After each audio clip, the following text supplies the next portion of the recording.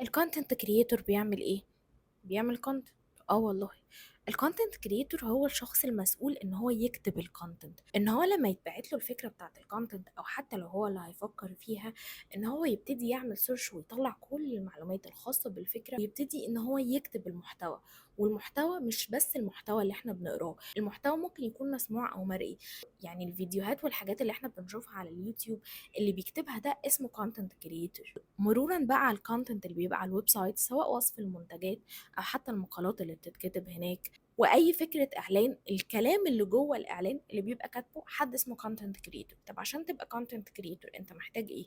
انت محتاج الاول يبقى عندك شغف وحب ولو بسيط بالكتابه وبالتفكير وبالسيرش، لان لو دول مش موجودين عندك خالص مش هتعرف تبقى كونتنت كريتور شاطر. لازم تبقى دوده كده وتقعد تعمل سيرش كتير وتدور على الحاجه، ويكون عندك مهاره ان انت تكتب وتطلع افكار. ده باختصار الكونتنت كريتور.